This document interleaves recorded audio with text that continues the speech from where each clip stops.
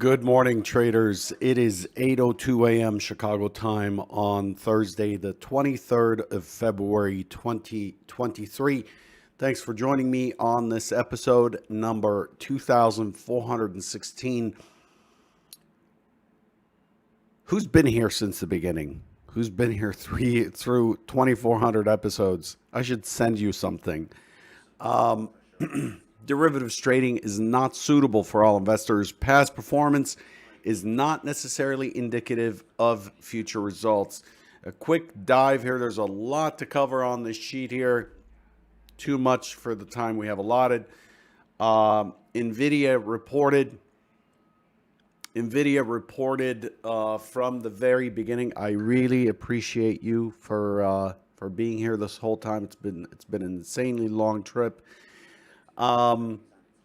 Alibaba this morning, after the close, we had World Fuel Services, Warner Brothers, Discovery. Yesterday we had NVIDIA. NVIDIA reported pretty strong. NVIDIA was very bullish on AI, on the AI market, the AI sector. They believe that their chips will have a leading role in the artificial intelligence segment that is pretty hot now with Chat GPT and so on. So pretty strong results. The U.S. GDP this morning, these numbers that just came out this morning at 8:30 Eastern.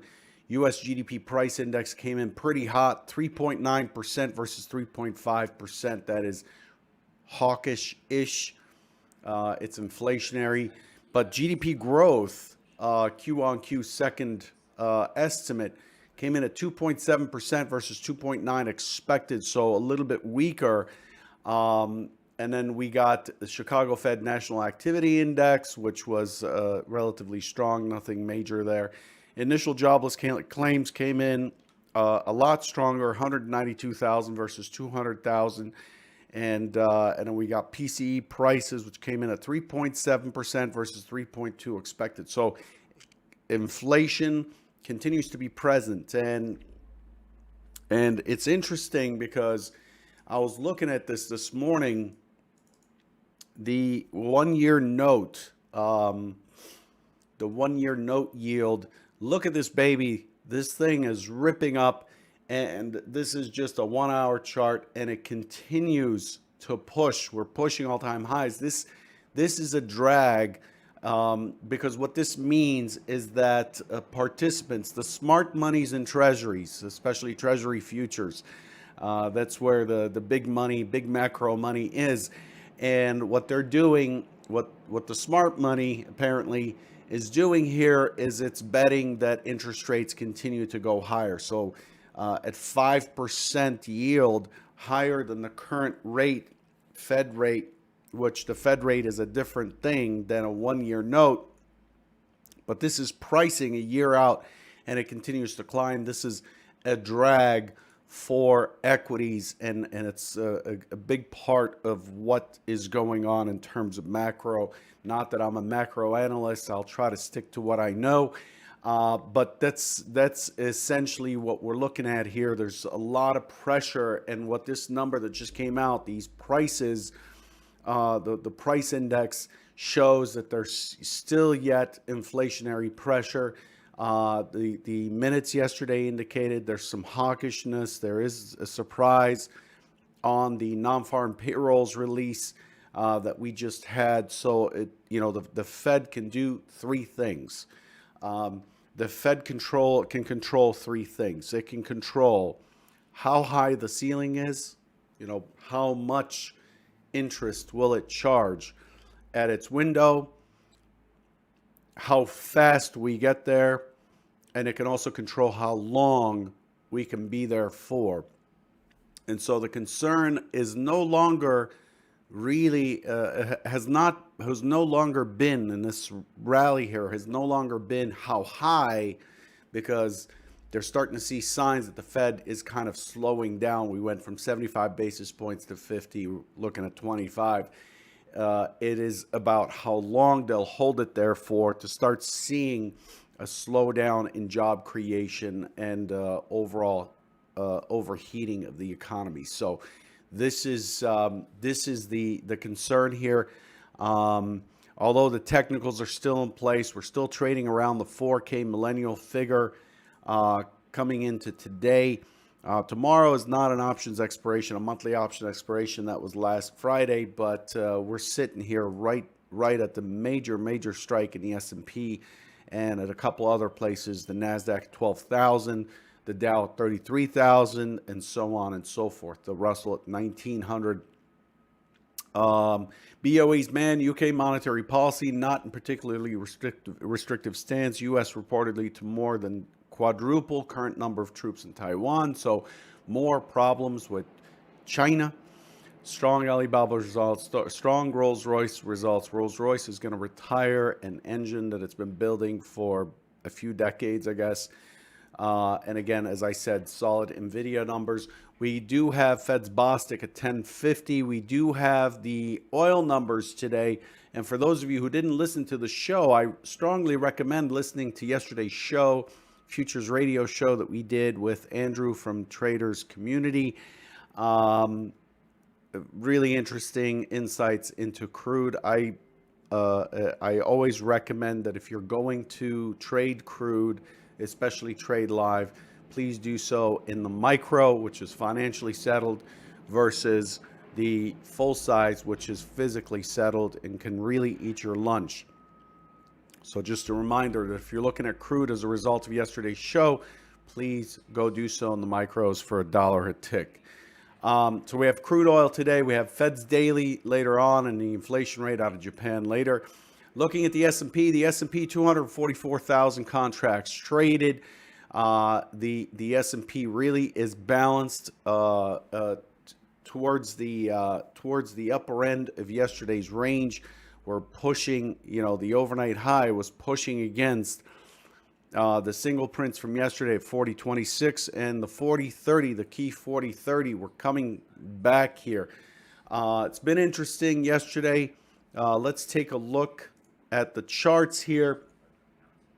Yesterday, if you recall, I talked about this yesterday and I said that despite the strong move down, I was seeing quite a bit of absorption on the way down, and it made it very hard to hold the shorts 2 days ago. That push down was really well telegraphed, but as I said, I was getting a lot of conflicting information from the order flow and price action versus structure. The auction was truthful, as it often is, in my opinion. The auction was saying we were not done with the low. We're not done with the low. We're not done with the low. In other words, we have not found buyers. We have not found buyers. We have not found buyers. It said that all day long. And so it kept squeezing and squeezing and squeezing and squeezing. And then yesterday, I talked about how it was balanced at the low end of the range. And the expectation yesterday is balanced. But because the day before, on Tuesday, we closed right below the sigma level, the expectation, that makes that Tuesday trade an impulse down relative to the prior settlement price, to last Friday's settlement price. And the expectation is we're likely to take out that low from Tuesday, which was at 4,002. So the expectation was balance, and I talked about the push towards 39.88 and a quarter, 39.90, 39.95. That whole zone right here, 95 all the way down to 88. This area here is expected to be a big test area and a balance area. Why? This is the MC point of control. This is the key balance price for the range below 40.30, and I'll show you that on the TPO chart in a minute. So we pushed into it and we ended up squeezing higher. We attempted to push back towards the 40.30. We were unable, and then we ended up closing right on top of the MC point of control, right in balance. But But here's the catch, really important nuances. So here, let's look at what I said about the day prior. So here's that trend day down. Remember what I said? I covered this yesterday. Market prices lower, delta as soon as we hit the 4002, boom, delta buyers. Buyers were supporting these lows all the way through as it was pushing lower. And then as soon as it went to 4002, delta buyers covered into the close, and the delta finished positive on a trend down day. We talked about this being a divergence, the big D, between the price action and the aggressor action, or what the order flow was saying. And then we came in yesterday and we basically had a market that was kind of sideways, delta crossing, and kind of sitting sideways, looking a little bit bearish into the open. But then we traded yesterday up, at which point we recovered. Our delta recovered really well, and then we had this aggressive move down, but the aggressive move down didn't really push delta to the limits where it was at right at the open. Okay, I can't read too much into that, but here's what I can read into: that the lifting on the close was really strong yesterday. You have large lots coming in right here on the close, lifting this market. Very strong defense of that balance area, an area where the market has traded quite a bit down at 39.88, and we ended up positive, closing positive on the delta for the session, and all we've done since is pushed higher. So if we look at the statistics for today, on the S&P, we have balance, we have good volume. The volume is higher than the mode over the last 252 days. And the inventory is 100% long, meaning all trading in the overnight session occurred above the closing price. Inventory is 100% long. And then, but the catch here is this range, 19.5 points. That's pretty bad coming into this. So if we look at the range here, all we've done in the overnight session is just sit sideways in this range, and we have the overnight point of control, full session VWAP, and the mid in the same area. Week high currently, good taper despite the price action. Week high, pretty good taper. To me, this looks like it is very, very likely to be a very choppy, kind of grindy open. We're pushing back into yesterday's range, or we're in yesterday's range, and we're trying to break out. And even if we broke out, we have a lot of structure to work through from Tuesday's selling. But I believe the shorts are done here. I believe the shorts are cooked for at least the short term. And unfortunately, we did a lot of the work in the overnight session, but if it held the 4,000, then I see the 4,000 to 39.50 as the next bracket that we would trade in. But since we took back the 4,000 right quick in the overnight session on the reopen, this is looking like 40.30, which we're pushing up against here. So it took away the trade into the 40.30. Don't forget that's prior settlements below us, so we still have a gap to settle possibility here, but just remember that we are in range. So any selling this morning, and I'm not saying there will be, because I believe the open is likely to be whipsaw, pretty good day to probably sit out the first half hour and save yourself some money, in my opinion, unless you have well-vetted A-plus setups that have to be executed at the open. The price action and the order flow and the way the open is stacking is probably a good one to sit out. So that's my advice to you to save your money, is just let it figure out what it wants to do for the first half hour at least, and hop in afterwards. Why give the market your money, right? So if it sells off, if we start to get, poke above yesterday's high, not find anything, just check for liquidity up there, and it falls back in, then I'm looking for it to extend the overnight low, and I'm looking for a gap to settle trade. That will be the primary trade here. Since we are in balance, is I expect us to at some point try for the prior settlement. If we don't, then let's look at the bigger picture. Look at how we're set up right now. We've had this trend day down. We've had this kind of balanced day yesterday, basically, where we took out the trend day low, which was expected, and now we are testing this, the area of the single prints, this prior high. We're testing this area here. So if this doesn't cause the market to quickly push right back into the 40, 45, 50, so right here, 45, 50 would be the next test area. Remember, 30 is just too close now. It's well within the day's range, so the 30 is probably going to get walked on.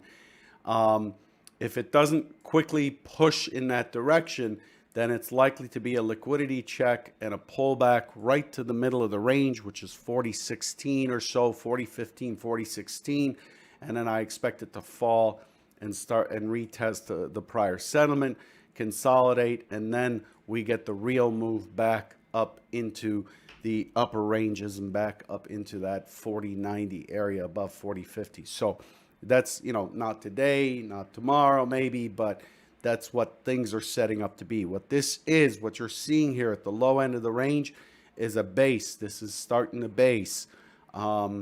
We see buyers stepping in as prices go lower. There's more and more interest. The market, I believe, has successfully found buyers in the short term, and it's likely to swing up. If it does not, though, the opportunity for a gap to settle is pretty good. Okay? That's the big idea for this morning. Let's look at the TPO chart really quick. There it is. We have a beautiful test of the prior day's range. We have an open at the a gap open, test up, close, very weak, close outside of our normal statistics. So we expect this low to be taken. Low was taken. We've pushed down into the composite. This is TPO. See, this coincides with that 39.8850 area. When it comes to volume, TPO, it's 39.90. This is the area that was really important for us to test yesterday. We tested, we closed above it, and look at where we are now. We are right here. So this now becomes a base. Again, the gap to settle trade is predicated on the idea that we push, test for liquidity, and then we don't and we don't continue. So we test for liquidity, liquidity's there, and then the market falls back into the prior day's range, and if it does, then gap to settle is the trade. That's a classic trade. We look for the point of control, and we look for a gap to settle trade. But if it doesn't, if it tests above yesterday's range, consolidates up here and starts pushing higher, then it's really easy to argue for a move to again 50, 45, 50, and then again that, remember, that test that held up pretty well at 56. These become the targets from where we are. These are only 30 points away, well within the day's range. So getting up here is not too difficult. Getting down to the prior settle is not too difficult. But we are holding steady above this high volume node. That's what I'm looking at. A little reminder about the high here at 40.90.50 being weak. That becomes the next key area. So once we get back into, I'm getting ahead of myself here a little bit. Once we get back into last Friday's range, that 40.90.50 becomes just a big fat mosquito light that we're gonna fly towards as we get into that profile. So that's what this looks like. Man, incredible number. Like the spam call business is just booming. It's crazy. Anyway, let me know if you have questions. NQ, NQ, very interesting, very strong this morning due to, relatively strong this morning due to the NVIDIA action. But the NQ, even though it has sold off with the S&P, it is relatively stronger. It really hasn't moved too far from its upper distribution. So we are below this upper distribution, this magnet up in the 12,500, 12,550 or so. And I'm seeing the NQ very easily back up here. The NQ is less likely to fill its gap statistically, and we're going to just very likely retest these prices up here in the NQ where we closed last week. I'm looking for the NQ over the next couple of days at 12,400. And I'm not just throwing numbers here. This is just listening to the auction. The market has pulled back to the high volume node. It consolidated. NQ showed the same signs of support as the S&P yesterday, and now we're moving away. So we've moved to a base in the NQ, and we're moving away from that base into the thin area. So I'm looking for the NQ to very quickly get back through the 12,300 and back into the 12,500 area if the buyers remain there. I cannot tell what the future holds. Nobody can. Anybody that says they have a secret that tells them what the algos are doing and what the future holds. Anyway, Crude, very interesting day yesterday. Big impulse day down. Crude closed below 1 vol sigma and is taking a bounce. Crude has a big fight on its hands right here at the 75. Look at this baby down here. The 75 today for crude is likely to be tough, 75.30 or so. That was last week's low. We pushed right up against it in the overnight session on the open. The open high is 75.30. If it's unable to tackle and hold that 75.30, crude is very likely to rotate back down and start filling in down into the 74.40 down here. So crude, if it does not hold the 75.30, which is a key area, which it's currently battling against right here, it just pushed to 75.30 to 75.36, 35. If it doesn't hold these prices, it's very likely to push down to 74. The 74.40 area is 74.50. What am I scribbling here? 74.50 area. The VWAP 74.50. The VWAP coming back into line here. Everything looks bullish this morning. Buyers are in control, it seems, since yesterday's auction, and that's how I'm seeing it. Good day to sit out the first half hour. Please sit out the first half hour. Good luck, and I'll catch you tomorrow morning. Take care.